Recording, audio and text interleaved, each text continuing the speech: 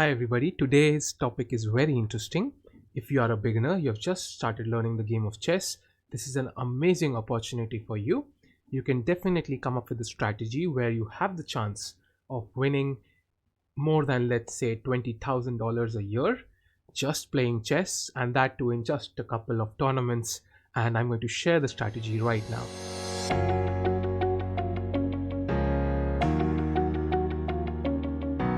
So many of you might not know that it's much easier to earn money as an amateur playing chess than as a professional. While you might imagine that grandmasters are the players who earn the most, and even players who are at 2400 international masters and WGMs and WIMs, that is not the case. In fact, apart from the world top, let's say 50 or the 100 players of the world, it's actually the amateurs who can earn the most amount of money playing chess. And this is a strategy that I'm going to share with you in this video. Let's dive into how you can also do the same. So this is a efficient strategy for people who have just started playing the game. If you already have a FIDE rating, and a FIDE rating is the rating you get by playing on the board tournaments, not necessarily online. So if you don't have a FIDE rating, then this is a great opportunity for you. And if you do have it, you still can use it sparingly. However, you cannot use this for multiple years at a stretch. That is the only disadvantage. So let me share the strategy. So what happens is, chess has many amateur tournaments. Even in India, if you're playing tournaments, you will realize there will be under 1600 tournaments, under 2000 tournaments, under 1900 tournaments, and these are held very often actually. You will have these tournaments, especially in the cities of Delhi, Bangalore, and you will get many opportunities to win amazing prizes. The first prize in these tournaments is usually around 1 lakh, and it can be more in certain tournaments like the Delhi Open, in which case it is around 3 lakhs, but these are very rare and this is a great opportunity. However, the competition is very high. If you play the Delhi Open, let's say you are rated 1500 and you decide to play the Delhi Open, which happens in January, then you will basically be competing against more than 1000 players for that prize. So it's not just your skill, it's also luck, and there are many elements involved. So it's not so easy, but of course it's worth playing those tournaments just to kind of build up that response to stress and the pressure, and you might of course win as well. But I have a different strategy in mind. Now it does require some investment from your side, but of course you are the one who will be able to analyze whether it's worth the risk or not. So what happens is, US is the place where you can play some amazing tournaments. There are amateur tournaments with huge prize funds, even for categories like under 1200, under 1400, under 1600, under 1800, 2000, 2200, and there are so many tournaments across the year that if you decide to play these tournaments and if you manage to win even one, you could earn significant amounts of money. For example, apart from the Millionaire Open, which was held only for like 3 years, I think, there's a tournament called the World Open, which is held every year. It was held online this year and thus the prizes were not so high because of COVID. However, I feel next year that will not be the case. It is held in the month of June and July, and by then I think things would have stabilized in the US and the tournament will be held over the board. So this tournament has a prize fund of hundreds of thousands of dollars, and the first prize in each category is at least $12,000. Now you can imagine that is an amount I think of more than 8 lakhs, and that is a huge prize fund. And considering the expenses, which I'm also going to help you on how you can plan for the trip, your profit can be a huge amount of money even if you come in the top 4, let's say. So let's try to see what the tournaments are, how can you plan for such a tournament, and what are the prizes and what is the competition. So let's dive straight into it. Now let's dive into the website. Now I assure you that once you see this video, you will realize this is a high reward, low risk strategy, and it might make sense for many of you to play these tournaments. And because the competition is very low, it's very efficient. So let's have a look. Now this is the tournament which is known as the World Open. It was held online this year, of course, as I mentioned, but last year it was held on these dates. Now the dates are flexible because you have the option of playing this tournament in many number of rounds. For example, you can play let's say the tournament in 5 days or 6 days. You can play it in 4 days, 3 days, and you can choose the number of days you have, and that way you can also reduce your expenses. For example, And how do they manage this? They manage this by reducing the time control. For example, somebody who decides to play the tournament, let's say from 3rd to 7th, they are basically playing it for 5 days, 3, 4, 5, 6, 7, and the time control of their rounds will be higher. For example, it will be maybe 90 minutes for each player, and thus it will take more number of days to complete the rounds. Somebody who's playing this time control might have a time control of 60 minutes each, so that way they can complete three games in a day. Now somebody else might just go for this, and in that case the time control might be 15 minutes each, and they can even cover 4 rounds in a day. So this is the strategy, and the last day is the same for each and everybody, so that there is some sort of constant formula and nobody is playing separate tournaments entirely. But this is a great strategy, so let's have a look. So it is usually held at the Philadelphia Marriott downtown. I have personally played this tournament in the year 2016, so I can give you a personal idea of what this tournament looks like, what is the feel of this, and what did I win in this tournament. So I'll try to explain it to you. So this is the total prize fund. As you can see, it is pretty high. This is in dollars, US dollars. You can pretty much multiply it by 70, 75 and realize the amount. That is a huge amount. And so basic idea is that there are many sections. As you can probably see by now, there are many sections. First is the open section. Now this is where all the grandmasters will play. As you can see, the prize fund is $20,000 for this. If a grandmaster manages to win this, this is a huge prize fund. And there are also clear prizes for people who have a rating of, let's say, 2300 to 2449. Then there is a separate category for players who have a rating of 2200 to 2299.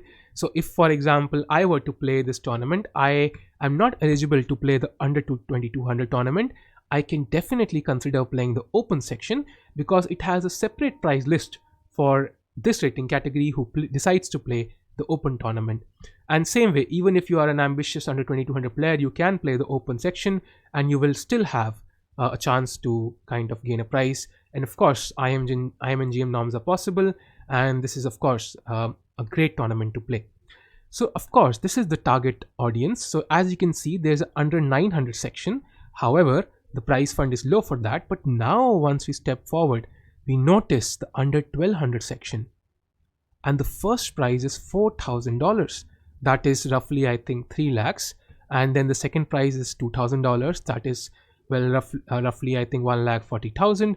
And this way you can earn significant amount of money, even if you just have a rating of 1000. I mean, imagine any other sport winning this amount of money. If you're an absolute beginner, it's unheard of. So now things become even more interesting. Now this is just the prize list for the under 1200 section. So what if you decide to play in the under 1400 section? Let's say you have a rating of 1300. That means you can play in the under 1400 section and the first prize is $8,000. And that is basically, I think, around more than 6 lakhs. And that is a huge prize fund. Even the second prize is $4,000, $2,000. And I think if you want to cover your expenses, I think you can easily cover up your expenses in the third prize. If you're traveling with a friend who also is ready to share expenses for the accommodation, for the food, then I think you can even cover up your expenses in this. It might feel unbelievable, but I'm going to share with you how you can plan this. And if you are playing the under 1600 section, you're a strong 1500 player, you could actually win the first prize of $10,000. Man, that is a huge amount. And there's also a separate prize for top under 1500. And if you are playing the under 1800 section, you have the chance of winning $12,000. Now you might feel that players there will have an advantage. Let me tell you that when the Millennium Open was held, the first prize in the under 1800 section was $36,000, and my friend Vaibhav Agarwal won that prize. And I saw him. I actually went with the bank to him. I played in the under 2000 section. I won, I think, $1,600, and that kind of covered up my expenses. But he won a prize of $36,000, and he covered up his expenses for his, let's say, entirety of his life, all his chess expenses. And I remember going to the bank with him, It was a Wells Fargo bank, and even the manager stood up and came out and talked to him about whether he wanted to open up an account there instead of carrying so much cash. And this is an amazing deal. I also know one more friend, Yogesh Gautam, who has personally won this prize. He won the $12,000 prize in this exact tournament, and I have personally won a prize of 800 something dollars in this tournament when I played in the under 2200 section. So there are advantages to playing as an Indian because the competition in India is very high. So if you have a rating of, let's say, 1300 as per US standings of players, I would see your level as at least 1450 or 1500. So you will definitely have an advantage if you play in this category if you have a rating of 1300, for example. So how can you earn this money every year? Now this is a bit obvious by now. If you are a player who has a rating of, let's say, 1000 or 1100, or if you don't even have a rating, all you need to do is learn enough chess to get a rating of less than 1200. You get a rating of, let's say, 1000 or 1100, you play this tournament, you win one of the decent prizes.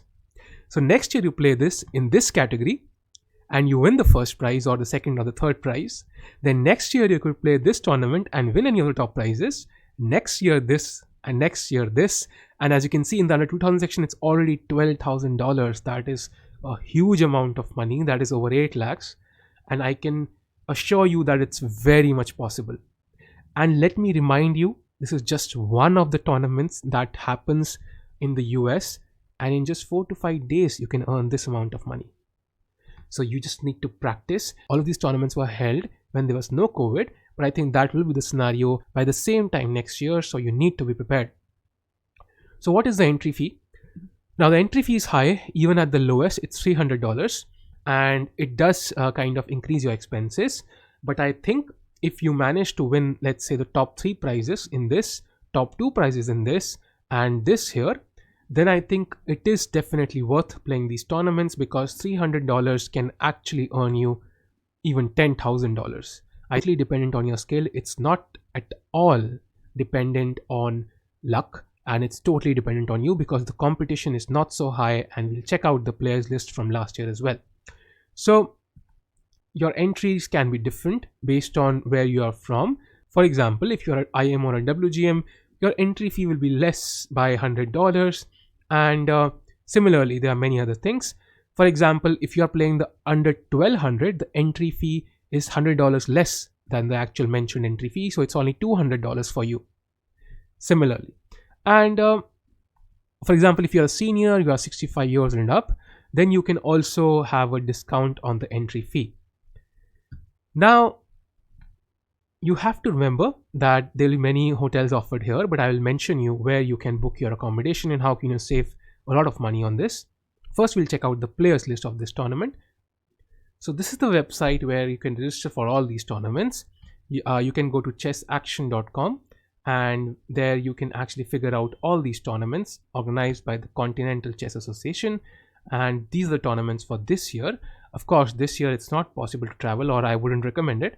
But from next year, this is the place where you can find out all the tournaments and you can pay your entry fee and register for the same. And you can also check out the current players list for any tournament. For example, if I consider, let's say, any tournament, the next one coming up, I click here for the entry list and it will show me which players are playing. I can sort it by sections and it will tell me which players are playing in each section, and then I can figure it out. So open section, you can see the top rated player, and this is the USCF rating, guys. It's the US rating, so it's slightly inflated, so it's not really 2759. So it's based on the US rating, and you can see how many players are playing. And then this is the open section, and then there's the under 1800 section, and so on. And you can check the players list here, and you can do that for your tournament as well. So this is the website where you can find out the pairings, the standings of all the previous World Open tournaments organized each year. You can see this year it was of course cancelled, however, and moved online later, but you have the list of all these years right from 1973. I played this in 2016. However, we're going to look at the 2019 list first. Let's have a look how many players were playing. So I open up this page and you can see there's so many sections. And I also must mention there's also a mixed doubles prize which is basically a team of a boy and a girl who plays the tournament. They can be in any section, and the total points are added for each team, and the team with the highest score wins an additional $1,000 or $2,000. But of course, this depends whether you have a female friend who's also playing the tournament. And let's say if we consider the under 1400 section, let's go for that now and see who actually won. So you can see the first guy won $4,666 because it was a tie at 7.5 points out of 9. So they kind of shared the prizes. So you can see even if you come third, sometimes you can actually win higher amounts of prizes than let's say the third prize, which was way less than that. And you can see how many players were playing. There were just 125 players. And if you imagine playing the same tournament in India, there will be over 1,000 players playing. So you can imagine the odds of winning that tournament. And even there, if you manage, let's say you travel to Delhi, if you're in Delhi, of course, then it's very cheap. But let's say you're traveling to Delhi to play this tournament, you will be spending at least a few $1,000 on the train or the flight. Then you'll be spending some on accommodation, then the entry fee, and it might be 1/10 of what you might end up spending on this trip. But of course, the prize money you might win also might be 10 times. So this is the basic strategy, and you can see there are 120 players playing this tournament. Now let's check out the under 1200 section. Now the first prize here was $4,000 because it was a clear win. There was no tie, and in this case also 109 players were playing, and as you can see, around 6 haven't really played the tournament. They withdrew after the first couple of rounds, so it's basically around 104 players. Now let's come to the under 1600 section. Here again, it's 165 players, slightly higher, but I think still the prize is also higher at $10,000. And imagine earning $10,000 by playing for just 3 days as a player who has a rating of 1551. So that is the odds I'm talking about here. Now let's move to the 1800 section. You can see now the first prize is $12,000 and it was won at 8 out of 9 points. And you can see the total number of players were around 226. Now that's slightly higher, but you can see all of these U's. You can see this is basically that the people kind of withdrew from the tournament, so they're not really serious players. They just have the money, they play it for the fun, and then they withdraw. That is the entire purpose, and you have a decent chance of actually landing up somewhere here, because Indians are basically higher rated as compared to US players. Even if you have the same rating, I think a player from India is much stronger than a player from the US. And you can already see there's probably some sort of Indian or Asian person who came first. That is not a surprise. So let's kind of go to another section. Okay, under 2000 section now. Again, the first prize is $12,000. It was again won at 8 points. So I think you realize to be in the top 3-4, you need a score of 7.5 or 8 out of 9. And this time the number of players were 230 again. And this is again an amazing chance. And finally, for the under 2200 section, the prize fund is $12,000 again. The first prize, that is. And you again, this guy scored 8.5, but even 8 was enough to win again, as we have seen consistently. And he had a rating of 2100. So he won the first prize, and there were 258 players in this category. And then we go to the open section. And here you can see the first prize was $15,500. That was because it was tied for the first place by 2 people, and one guy won the bonus of 500. And you can see the first prize of under 2300 to 2449 rating was $5,000, was won by Grandmaster Brian Smith, and he scored 6.5 points. And then the first prize of the rating group 2200 to 2299 is $3,000 because it was shared, and it was won by I.M. Arthur Go. Now this is even tempting me to play, because I can see that it is possible to score 6 points for me if I play well in the tournament, and definitely even I'll consider playing these tournaments next time again. And 227 players were playing this, and this is also a great opportunity. If you want to play against strong grandmasters, look at the number of grandmasters here. And if you also want to retain some winning chances of prizes and your FIDE norms, then this is also a great tournament for you if you are at least rated, let's say, 2000 plus. This was the World Open 2019. Now, immediately after or before the World Open, there's also the Philadelphia International, and we'll have a look at it right now. This is the Philadelphia International. This was also cancelled this year, but usually it's held just before the World Open or just after the World Open. This gives you another chance to play 2 tournaments in a row in the country, not only gain a lot of rating, gain some prizes, gain some exposure, and also have a tourism experience as well. So let's try to look at the 2019 rating for this tournament. So we have a look at this. Let's click here, 2019. Okay, I think there's some error for 2019. Let's just look at 2016, the one I played. Okay, I think there is, okay, yeah, I have to click on the open section. My fault. So the 7 points basically were Alex Shimano, 2 Grandmasters, and Alex Batchman, who won the first prize, and they won each a prize of $2,250. And I also played this tournament. I did not win a prize, but here my name is. I came 41st. I did not play the last round because of some travel constraints, and I had a rating of 2016 back then, as you can see. And my friend Webb also played it. Yeah, he is here. He had a rating of 1799, and he managed to score 3 points. And there were many other Indians as well, but however, I think this was a decent tournament. It's an add-on to the World Open, and it's fun to play. I think you can see there's an Indian Grandmaster, Priyadarshan Kanappan, who won the tournament, who won $700 as he came tied 3rd. And this was another tournament you can play along with the World Open. Now, one more thing I have to mention is that I almost forgot about it. Is that, for example, I played the 2016 tournament, the World Open, and I played the U2200 section, and I did came tied 4th. Basically, I won $800, but I think I could have won easily much more. The problem was that I kind of did not prepare for the month prior to the tournaments. The issue was that I had some visa issues because I had made my reservations with the help of a travel agent, but unfortunately he made some mistakes and I suffered because of that. So I'm going to kind of help you out there how you can make your reservations yourself, but it kind of cost me, let's say, 3 weeks of intense stress, and I just could not practice for those 3 weeks right before the tournament.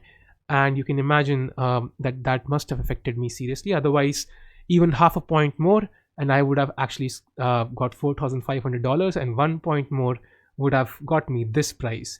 So just one more win and I would have actually won the first prize of $12,000.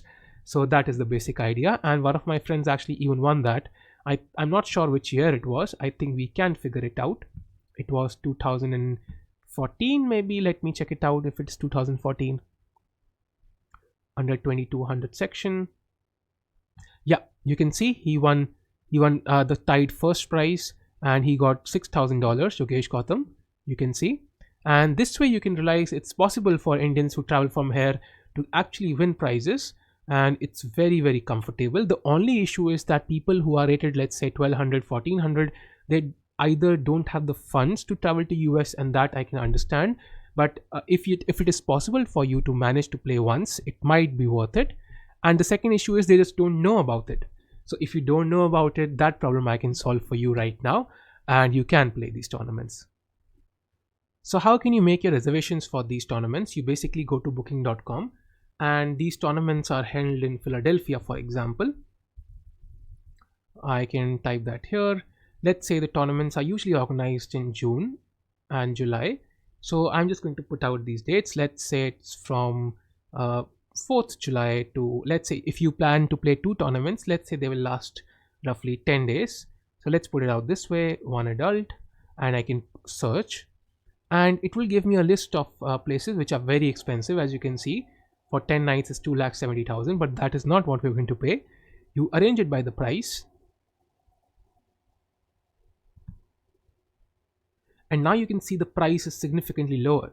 Now, I personally stayed at, it was some hostel, but I cannot see it on the list right now. It might even be not available right now because of the COVID situation. But I did pay around the same price for 10 days. I know it is expensive, but I think this might be worth it. It's 24,850 plus 3,852, And these hostels are absolutely amazing, because not only do you get to stay at a lower price as compared to other places, but also you get to meet people who have traveled to the same hostel from all over the world.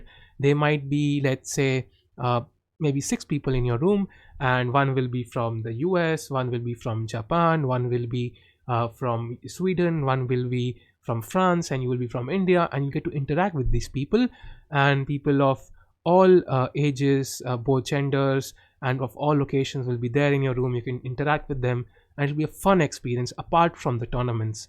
And it is absolutely amazing to actually, I would even recommend, even if you have the money, to stay in a hostel and enjoy the experience for once. And your room will look something like this, and you will have a bunk bed, you can keep your luggage there, you will have shared washrooms, but you will have an amazing experience. And you can see there are a lot of fun activities going on in such hostels. You can cook your food as well, and this is the cheapest option available right now, and there will be many other options as well once the COVID situation kind of settles down. So I personally stayed in some other hostel. I cannot see it on the list right now, but I'm sure it will be available as well. So this way I think you can book the cheapest prices on booking.com, and this is your accommodation option dealt with. Now we come to the flights, and this is the biggest expense for your entire trip. Now I recommend looking at a few websites like this one, which is secretflying.com. Basically these websites kind of give you current deals which happen either due to some sort of marketing strategy or even as an error. As you might know, the prices you see online for flights have basically been put in by a human, and they can make mistakes. Let's say they want to put in a flight from Delhi to US and US to Delhi, and the actual price is $800. It can sometimes happen that they might put in the wrong price. They might put in one less zero, or they might just put it at a 50% cost. These errors can happen. And sometimes, of course, airlines also put out certain deals just to kind of it's used as a marketing strategy. For a few days they might put out some random deals. For example, you can see here an option was there. You can travel to I think it was right here, let me check it out. Yeah, so you can travel in business class from London to German cities for just 133 euros. And for example, they will mention which dates the website is available. You can make the bookings on, and you can also type here different countries. For example, I'm looking for India. I will type India here, and I will press search, and it will show you the deals available for flights from India. Now there might not be many flights, of course, right now considering the situation. It's only for the countries where India is allowing flights, but once normalcy comes to fruition, then we will be able to see many other flights. So you can probably search from any place to any place in the country specifically, and you can check this website out every once a week or something, and you will find amazing deals on these websites. For example, you can see you can travel from Lithuania to Spain for just 20 euros round trip. Now it's not even possible to travel round trip in India for those prices, and you can pretty much kind of book these flights from websites like these. And there are many others as well. You can definitely check them out. Just Google about these websites and it will be absolutely amazing, and you can save a ton of money. So now to the critical question, how much do I think will a trip to the US where you manage to play 2 tournaments, for example the World Open and the Philadelphia International, you stay there for 10 days and you go to and fro from India, how much it will cost? I think the entire trip will cost you anywhere between 1,10,000 to 1,50,000. Now it depends on whom you're traveling with. If you're traveling with the person whom you can share the accommodation costs with, then you have options of saving money. Now you cannot do that in a hostel, but if let's say you are a team of 4 people, you don't have to stay in a hostel. You can book an apartment, and that will be much cheaper for you, and that way you can save a lot of money. And also you can carry your own food, you can cook in the hostels, and you can kind of roam around. And you have to remember, there are people who spend lakhs and lakhs of rupees traveling for foreign trips. You not only are traveling and enjoying the city, you have the option of earning all of it back and even more, many times more. So if you have this amount of money, you can kind of treat it as a low risk, high reward strategy. You can treat it as something where you're going on a trip, you're enjoying yourself, and you're playing a tournament and you're winning money as well. So this is one thing I wanted to share with you guys. I hope this can be of use to some of you at least in the coming years. And remember, you can use this every year. Somebody who's rated 1200 can play the under 1200 category, then next year the under 1400 category, then under 1600 category, and so on. And again, just to remind you guys, it's not just these tournaments. There are many tournaments all across the year, and all of these tournaments have a prize fund or the first prize of, let's say, $7,000, $8,000, $5,000, and all these prizes for each category again. So if you manage to win prizes in one, you can afford to again travel and win in another, and this way you can win huge amounts of money. And this is a great deal for everybody who's just entered the game of chess. And of course, you need to be strong for this. Now, right now, you cannot play these tournaments, so I highly recommend practicing, playing, and getting stronger and stronger so that once the opportunity rises, you are ready for this. Okay, guys, I hope this video will be useful for some of you. Of course, right now it might not be, but in the near future or in the distant future, many of you might be able to use this strategy. And if you are from the US, well, good luck for you, because you have the chance of actually being right there and playing these tournaments. You get kind of an advantage over somebody who's, let's say, traveling from India or any part of the globe, because you already eliminate the biggest cost in this, the flight expenses. And if you have certain contacts, or if you just live in Philadelphia, I think then basically you have no expense at all. You can play this tournament risk free, and this is a great strategy. But even if you are from any part of the globe, I think this is a great strategy because there are multiple tournaments in the same country and there are huge prizes. You can visit the US, you can tour, you can go and sightsee, and you also have the chance of playing some fabulous tournaments against players from all over the world, meeting some of your favorite idols of the game, and also winning huge cash prizes. So I hope you enjoyed this video. If you did, do like and subscribe, and I'll be coming up with similar ideas in the near future. And if you have any doubts about this, you can definitely ask me in the comments and I will reply to them as soon as possible. So take care guys and keep smiling.